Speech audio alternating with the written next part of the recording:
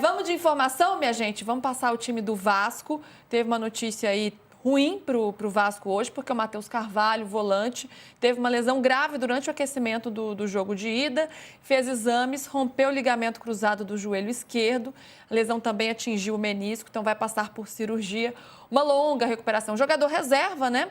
Os titulares são o Thiago Mendes e o Barros, que jogaram muito aqui na Neoquímica Arena, mas, claro, é uma baixa aí para o Vasco. Ele fez 39 jogos na temporada, então foi um jogador bastante utilizado. Agora, Fernando Diniz não o tem à disposição. A gente vai passar o campinho já, mas agora eu quero saber pelo lado do Corinthians.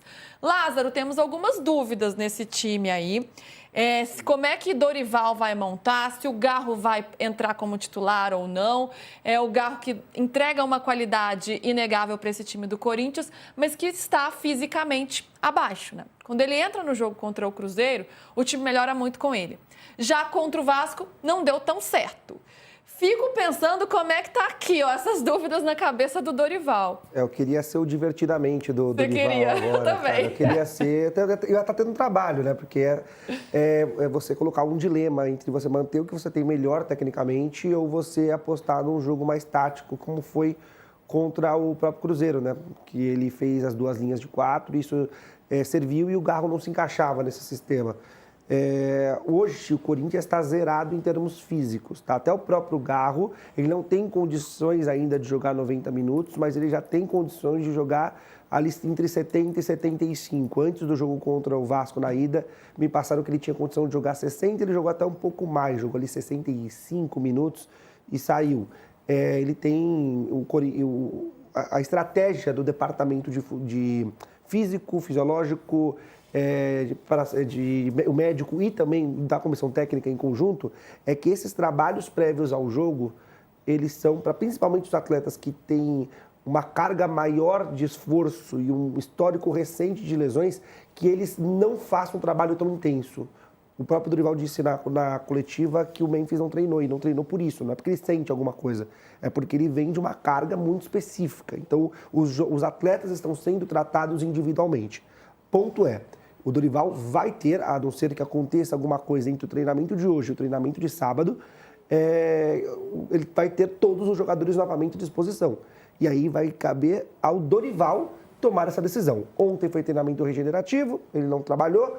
O de hoje ainda não aconteceu, então a gente não tem tanta informação. A tendência do jogo de ida, ele só definiu o time no dia do jogo. Então a tendência vai ser essa, justamente por isso. Ele vai fazer pouquíssimos trabalhos táticos. Os trabalhos, ele vai optar por ter o jogador cada vez melhor fisicamente para as partidas. Ele vai ter vídeo, por exemplo. Vídeo, muito vídeo. E ele tem usado muito isso. Vídeo e conversa, né? E vídeo, diálogo, conversa. Mostra aqui, aponta ali, porque tempo mesmo para trabalhar, não tem muito o que fazer para treinar. E precaver, né? Ele não quer colocar o jogador, por exemplo, o Raniel, ele foi no jogo contra o Juventude, mas vamos colocar esse exemplo, um jogador no treino, fazer um treino tático e o cara se machucar. E o cara querer comer a bola para ganhar um espaço no time titular e se machucar, e se contundir. Ou um cara que já tem histórico de lesão, chegar e sentir alguma coisa a mais. O Garro, por exemplo, tem histórico na panturrilha. Ele tem histórico do joelho, mas já começou a forçar Mas agora a panturrilha. é o último jogo, né? Então, mas justamente por isso, né? Ele vai poupar os treinamentos para gastar no jogo. Sim. Para gastar no jogo. Sim. Agora, ele vai precisar ser... Até uma avalio que ele vai precisar ser um pouco Diniz e o Diniz vai ter que ser um pouquinho Dorival. Acho que o Dorival ele vai ter que sair um pouquinho desse feijão com arroz, ousar um pouco mais, até talvez um esquema tático diferente, voltar para os 3 zagueiros, para inversão de jogo, pegar os laterais, ali, aquela linha de laterais avançando um pouco mais. E o Diniz, eu acho que ele vai ter que ser um pouquinho mais feijão com arroz para esse jogo. E a minha visão para a partida. Eu penso diferente um pouco. Primeiro assim... Então eu tô errado. Não tá errado. Não, gente. É bom que a gente tenha opiniões diferentes, pelo amor de Deus. Esse espaço é democrático. Programa esportivo tem que ter debate. Se o PVC discorda de você, você está errado. Não, isso não é verdade. Fala isso. Ele fica metido, Lázaro. Brincadeira, né, PVC? Eu tô chegando na firma agora. Eu sou Edmundo naquele dia, um maldito dia. Eu sou amigo do Edmundo. Vocês resolveram, né, PVC? Eu sou amigo do Edmundo. O que eu acho assim, o Lucas Silvestre tem o Lucas Silvestre é o assistente direto, filho e assistente direto do Dorival Júnior. Vamos pegar a final da Copa do Brasil de 2023. Flamengo e São Paulo, o primeiro jogo. E a lembrança de que aquele São Paulo do Dorival Júnior, que tinha o Lucas Silvestre como assistente, ganhou no Rio e empatou em São Paulo. A ordem dos jogos era inversa, mas até aqui ele empatou em São Paulo, ele pode ganhar no Rio. Eu acho que o Vasco pode ser campeão? Acho. Mas vamos pegar aquele episódio, Dorival Júnior e Lucas Silvestre. O Lucas Silvestre foi quem desenhou a jogada do gol do Carelli. Ele desenhou a jogada, ele não mudou o time taticamente. Ele não mudou a formação tática da equipe. O time jogava 4-2-3-1, quando atacava 3-2-5, ele atacou do mesmo jeito. Ele não mudou, ele não criou uma surpresa do ponto de vista do desenho tático. Ele criou situações específicas para aquele jogo. Por exemplo, a jogada em que o Rodrigo Caio, o Caio Paulista, entrava na diagonal, o Rodrigo Nestor invertia com ele e dali o volante não marcava o Rodrigo Nestor, saiu o cruzamento, segundo o pau, Caleri de cabeça, gol do São Paulo. Então, eu acho que tem situações específicas que ele pode trabalhar. Não necessariamente a mudança do desenho. Acho que tem uma coisa para o Corinthians que é saber se você joga com o Garro por 65, 70 minutos e corre o risco de abrir os corredores para o Vasco jogar, ou se você volta para a formação que deu muito certo em Belo Horizonte e que não deu certo em Itaquera contra o Cruzeiro. Exatamente. Né? Porque assim, não adianta você falar, deu muito certo em Belo Horizonte contra o Cruzeiro, jogar 2 linhas de 4. Mas em Itaquera foi uma tragédia no primeiro tempo. Exato. O Leonardo Jardim teve um antídoto para o segundo jogo. Quando eu falo da questão de mudança, eu tô olhando o primeiro jogo. O primeiro jogo, o Vasco preencheu o meio-campo e deixou as laterais abertas. Nas vezes que o Corinthians jogou com 3 zagueiros, ou seja com o Angileri ou com o Ranielli, ele apostava muito, e fez muito isso no jogo contra o Internacional, contra o Vasco São Januário já não fez tanto. Mas contra o Internacional, até o próprio jogo contra o Flamengo, que faz um ótimo primeiro tempo em Itaquera, com esse terceiro zagueiro fazendo muitas inversões, pegando os laterais livres. Se tivesse feito isso no primeiro jogo, eu acredito que teria conseguido jogar melhor, apresentar até vencido a partida. Pegando a tônica do primeiro jogo e trazendo para o segundo, se realmente o Diniz manter a mesma ideia de jogo, eu acredito que a mudança tática poderia ser interessante nesse sentido. Você ter mais o jogo pelas laterais, até porque você tem 2 laterais que são ofensivos. Você tem Mateuzinho e você tem Matheus Bidu que apoiam bem. O que ele não conseguiu fazer nesse primeiro jogo, né? Mas o Ranieri vem aqui e vem por trás e pode liberar os 2 laterais. Pode, exato. Aí você não mexe em peças, mas você mexe na estrutura com o Ranieri fazendo esse homem pela esquerda. Gente, estamos aqui debatendo esse jogo, vamos continuar nessa, mas a gente vai para o intervalo, combinado? Então vamos lá, a gente já volta em 1 minuto. Estamos aqui no break, Lucas Mussetti está ali apurando, hein? Está no telefone, eu já sei que vem notícia. Ah, olha só, é boa, Mussetti? Daqui a gente dá uma segurada, né? Vou segurar. Tá quase. Tá quase, tá saindo do forno a notícia de Lucas Mussetti. Dá para dar spoiler? Não. É Ainda... um possível substituto para o Guilherme no Santos, que o Boca Juniors também quer. Boa. Mercadão da bola chegando, possível substituto do Guilherme para o ataque do Santos. Ô, PVC, estão cobrando para você na volta trazer meu cafezinho, hein? É o que eu vou fazer. Muito obrigada. O PVC vai pegar o cafezinho pro Lázaro também. Você toma café, Lázaro? Toma. Tem que tomar menos, inclusive. Toma bastante. Mas também, para aguentar esse ritmo de Corinthians, se não tomar café, fica complicado, né, meu amigo? Eu falei para uma fonte hoje que eu tô vivendo à base de café energético. Ele acrescentou. Acrescenta o pão de queijo. Café energético e pão de queijo. Olha, é um combo explosivo esse aí, viu? A segunda fonte, ele falou que tá vivendo 30 anos assim e ainda não morreu, então... É jovem essa fonte, hein? Deixa mais uns anos. Espera. Não é muito, não. Espera mais uns anos para você ver. Minha gente, deixa eu ver os comentários de vocês aqui. O Marcos dos Santos e o César, muita gente falando aqui da final, da qualidade da final. O Marcos falando, vamos terminar o ano com essa pelada. O primeiro jogo realmente não agradou muito, né, Mussetti? Você acha que esse segundo vai ser melhor ou vai ser tenso, né? Final, é complicado. Ou dá pra gente esperar um futebol um pouco mais vistoso, interessante por parte das 2 equipes? Lu, acho difícil ser pior. Eu acho que vai ser melhor, Então tá, de verdade. Eu acho que vai ser um jogo mais aberto. O Vasco, para mim, vai se expor um pouco mais. Tomara que o Dorival faça o que o Lázaro previu ou trouxe como possibilidade, que é mexer um pouco. Eu lembro do Angileri ali jogando como ala pela esquerda nas inversões para o Mateuzinho ali. Era uma jogada boa do Corinthians que acabou se perdendo ao longo da temporada. Eu acho que vai ser um jogo mais aberto, que o Vasco vai começar forte. Tomara que saia um gol cedo nesse jogo, porque aí a final melhora muito. Aí melhora muito, né? Eu tô pensando aqui, vocês estão pensando num Diniz mais ousado?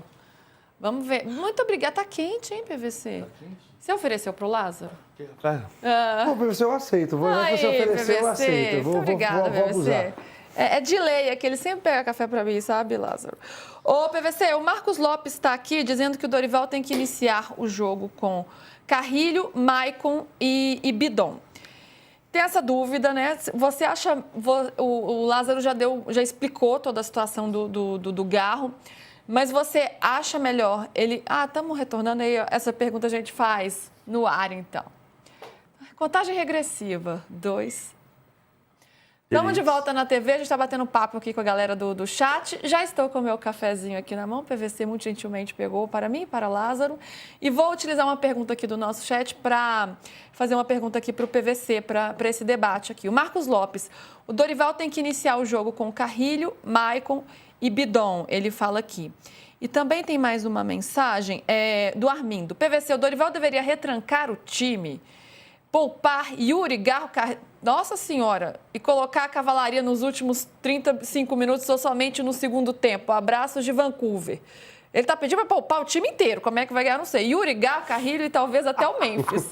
Ele quer os 11 atrás e ir para os pênaltis. Ele está apostando nisso.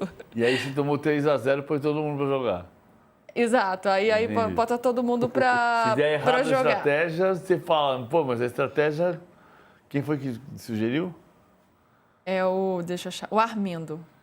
Um abraço de Vancouver, ele fala. Ele tá lá no Canadá.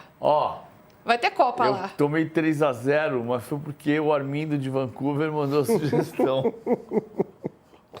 E aí eu achei que a sugestão era boa e botei o time inteiro reserva. Quando tava 4-0 pro Vasco, eu botei a cavalaria. Colocou a cavalaria. Eu perguntei, né, gente? O pessoal participa aqui. Eu tenho uma ideia parecida, mas não igual. Bidon, você vai com Bidon? Vou com Bidon. Você vai com Bidon. Bidon e Bidu. Ranieri e Martínez. Ranieri e Carrilho. Ranieri e Carrilho. Tá. E Carrilho Michael. não entrou tão bem, mas é um jogador importante. O Carrilho entrou depois do segundo tempo. Exato. Mas ele foi, para mim, foi o melhor do jogo contra o Cruzeiro em Belo Horizonte. Tá. Então vamos assim, pôr o campinho aí do Corinthians, que aí o PVC debate em cima. Eu iria com 4-4-2 sem o Garro. Sem o Garro. Sem o Garro. Tá isso, com ou sem o Garro. É isso, com o Carrilho, então, e sem o Garro. Eu iria sem o Garro. Tá aí, ó, gente. Hugo Souza, Mateuzinho, André Ramalho, Gustavo Henrique, Bidu, Ranieri, Bidon, Martínez. PVC iria com o Carrilho, não com o Garro. E na frente, Yuri e Memphis. E que é um risco. Não estou dizendo que a minha estratégia vai dar certo. Eu repetiria o que ele fez contra o Cruzeiro em Itaquera. Que quando o Garro entrou com 45 minutos, ele mudou o jogo. O jogo estava diferente, ele mudou o jogo. E contra o Vasco, jogando 90, ele não conseguiu mudar. Então eu iria com ele por 45. Eu tenho uma preocupação em relação ao Garro, porque geralmente o melhor do Bidon geralmente é sem o Garro, né? Quando o Garro está em campo, mata um pouco o Bidon. Porque o Bidon vai para o lado direito. Vai para o lado direito, exato. E ele não precisa ir para o lado direito. Se você jogar Ranieri, primeiro tempo, Carrilho, Ranieri ou Martínez, Maicon e Bidon. É linha de 4, como foi contra o Cruzeiro. Segundo tempo, tem que jogar com o Garro, 45 ou 30 ou 35. O Maicon pode jogar pelo lado direito, o Martínez e o Carrilho podem jogar pelo lado direito e o Bidon pode continuar na esquerda com o losango. Porque você faz linhas de 4 ou com o Garro vira um losango. Porque o Garro joga bem atrás do Yuri e do Memphis. Ele pode fechar por um lado. Você não quer mostrar na prancheta? Vamos lá. Não é isso que eu você acho tá que falando? a prancheta não está contemplando tudo isso, mas vai contemplar. Tudo bem. A gente conversa na prancheta. Então vamos na prancheta, que aí a gente visualiza tudo que o PVC está falando. Então vamos lá. Olha aqui. Como é que joga com o Garro? Ranieri e Bidon pela direita, Martínez pela esquerda. Foi assim que jogou. O que está se dizendo? Que o Bidon pelo lado direito, como jogou o segundo tempo contra o Cruzeiro, cai de produção. O primeiro tempo contra o Cruzeiro era Carrilho, Martínez, Maicon e Bidon. O Bidon saía da esquerda para dentro, para fazer a função do Garro, mas ele não fazia como o losango. O Garro não sai da esquerda para dentro. O Garro sai de dentro para a esquerda para marcar. É o contrário. Então, quando tem o Garro, você tem um losango de meio campo, que significa que você abre o corredor para o Paulo Henrique chegar e você abre o corredor para o Puma jogar. Isso deu errado contra o Vasco. Então, por isso, eu faria Carrilho, Ranieri ou Martínez, Maicon e Bidon. E deixaria o Garro no banco. No segundo tempo, entra o Garro. O Vasco, e aí o resto você não vai mexer. Isso aqui está funcionando. Mateuzinho, Matheus Bidu, André Ramalho, Gustavo Henrique. Pode ser o Gileri? Pode, mas o Ranieri voltou. O Vasco, que é a página seguinte. Quer ver depois o Vasco? Então vamos ver o Vasco depois. Já que não está ligado uma coisa na outra, vamos ver depois, que aí a gente já vê o campinho do Vasco agora. 2 momentos de prancheta. São 2 momentos, é uma prancheta em 2 etapas. A gente está vendo aí o Vasco, né, com Léo Jardim, com Paulo Henrique. Vamos no campinho e daí do campinho a gente vai para... Vamos ver se o campinho tá igual a prancheta. Tá igual. Então vamos lá. Então vamos pro Vasco direto PVC. Então tá, olha aqui. Isso aqui é o time formatado defensivamente. É um 4-4-2. Ah, mas o Coutinho não é um 4-2-3-1? Não, o Coutinho é segundo atacante. O Coutinho é mais livre. E com o Puma que continua na lateral porque o Piton tá machucado. E porque o Diniz não está confiando no Vitor Luiz. Então o Puma ter jogado bem de lateral esquerdo, vai jogar de lateral esquerdo. O Coutinho joga mais livre do que o Ryan. O Ryan é o centroavante, o Coutinho é um meia. Mas quando perde a bola, o Ryan combate mais que o Coutinho. Pela condição física dos dois, pela idade dos dois. Quando tem a bola, o Barros, 88 que está aqui, ele vem aqui entre o Cuesta e o Renan. O que significa que você libera o Paulo Henrique como ponta e muitas vezes o Puma como segundo volante. Outras vezes o Puma vem pelo lado. E o Andrés Gomes dá largura para o campo pela esquerda, mas ele circula muito e abre o corredor para o Puma jogar. Essa mobilidade do Vasco confunde o adversário. Mas, taticamente, é esse 4-4-2. E estão jogando muito o Barros, o Andrés Gomes e o Ryan. Ryan nem jogou tanto em Itaquera. Nem foi tão bem, mas foi um meio de campo que funcionou muito bem, né? Com o Thiago Mendes, o Andrés Gomes e o Barros também. Um time muito intenso, esse meio de campo muito intenso também.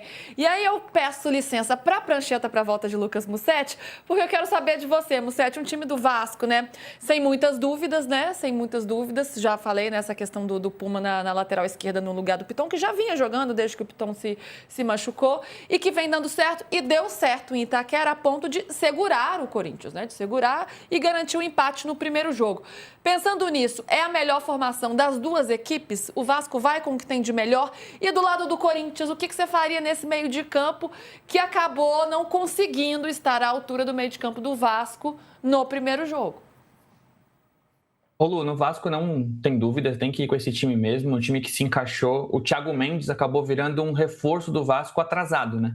Um cara que vinha com essa expectativa de ser titular absoluto, que jogasse bem e não vinha jogando, outros estavam à frente. E o Thiago Mendes, que o Vasco esperava, finalmente apareceu. Para mim também fez uma boa final, tem jogado bem. O Andrés Gomes apareceu nessa reta final, então não há dúvidas. Para o Vasco, infelizmente, tem que jogar com o Puma improvisado pela ausência do Piton. E o Puma dá conta do recado, ele é importante, principalmente no ataque. Ele cabeceia muito bem, é um cara que incomoda muito, mas é complicado você não ter o seu pé dominante. Em algum lance você vai acabar errando o movimento, você vai ter que pensar no que você vai fazer, vai cruzar um passe com o pé esquerdo, o lado esquerdo, com o pé direito para dentro, é sempre um passe mais arriscado, então você acaba sempre levando para o fundo. Tem uma complicação ali que o Corinthians pode aproveitar, mas não há dúvidas, esse é o time do Vasco. Pelo lado do Corinthians, eu entendo a sugestão do PVC, pelo Carrilho, para segurar o Garro, mas eu acho que nos grandes jogos, os grandes jogadores precisam estar em campo, mesmo que não estejam na forma ideal. Então, o Corinthians não tem o Garro, Yuri, Memphis 100%, acho que até porque ninguém está 100% a essa altura do campeonato, quase que no Natal, mas para um grande jogo último da temporada, que o Garro comece, porque ele tem muito poder decisivo e pode ajudar o Corinthians nessa decisão. Boa. Ô, PVC, lá no início do programa, na hora da enquete, você falou que o Vasco seria campeão nos pênaltis. Esse exercício de futurologia, né? Mas a minha pergunta é, o que te indica que esse jogo vai terminar empatado mais uma vez? Uma coisa científica. O Corinthians vai jogar todo de branco, o Vasco todo de preto, igual à final do Mundial de 2000. Não, a minha pergunta é... Você acha que é um jogo muito igual, então? Não sobre quem vai ganhar ou não, mas sobre o que a sua resposta me diz de como você pensa um jogo. É um jogo que vai continuar sendo muito equilibrado. Eu acho que o Vasco está jogando mais do que o Corinthians nesse momento, então acho que o Vasco tem mais chance de ganhar do que o Corinthians, mas eu respeito profundamente o talento de Memphis, Júlio Alberto, Garro, e eles podem decidir o jogo, fazer uma partida exuberante e ganharem. Mas eu acho um jogo igual, acho um jogo muito igual. E cientificamente, se os caras fizeram o acordo para o Corinthians jogar todo de branco e o Vasco todo de preto, como em 2000, e daquela vez o Corinthians ganhou nos pênaltis, pela ciência, dessa vez é o Vasco ganhando os pênaltis. Dessa vez é o acordo só por contra a mística, tá? A gente tem uniforme. Tem uniforme. É bom avisar que tem uniforme. Da última vez que houve um acordo... É bom ter camisa pra jogar. O Corinthians não tinha camisa pra jogar. Dessa vez tem camisa. Não, dessa vez tem camisa pra jogar. Sim. Não, foi contra o Fluminense que foi contra o Fluminense, foi no Maracanã, inclusive. Não, em 2000, o Corinthians fez a camisa, o uniforme todo branco, e jogou todo de branco e todo de preto nos 4 jogos do Mundial. E quando foi jogar contra o Vasco no Maracanã, o Vasco jogou todo de preto e o Corinthians todo de branco, que era o uniforme que o Corinthians tinha feito especialmente para o Mundial. E foi campeão. Aquela final... A linha de uniformes do Corinthians esse ano é em alusão ao título mundial. Inclusive, com a inscrição lá de dentro da camisa, está escrito Todo Poderoso Timão, que é o canto que se consagrou na final contra o Vasco no Maracanã. Todo Poderoso Timão. Inclusive, na entrada dos jogadores, pouco antes da entrada dos jogadores na partida de ida, o telão reprisou os melhores momentos desse jogo contra o Vasco, com bandeiras com a imagem do Dida, do Edilson, do Vampeta, Marcelinho e Rincon. Aliás, é uma coisa que é curiosa, a gente tem até matéria no UOL falando sobre a regra da Copa do Brasil que impede a invasão de 76. Em 2000, teve uma invasão corintiana. A invasão corintiana de Corinthians e Vasco não foi igual a 76, com supostos 70 mil corintianos e 70 mil tricolores. Eram 146 mil no Maracanã, em Fluminense 1, Corinthians 1, 5 de dezembro de 76. Mas ali no Maracanã, em 2000 tinha bem 20 mil corintianos tinha. Não era uma invasão do mesmo tamanho, mas foi muito forte. E vocês lembraram 2000, né? Tem esse Corinthians entalado na garganta do Vasco, né? Pela final de 2000, pelas quartas de final da Libertadores de 2012 também, do Diego Souza semifinal da com Copa do Brasil em 95, semifinal da Copa do Brasil em 2009. Decidiram o brasileiro em 2011, né? Sim, também. são vários confrontos aí que colocam o Corinthians em vantagem.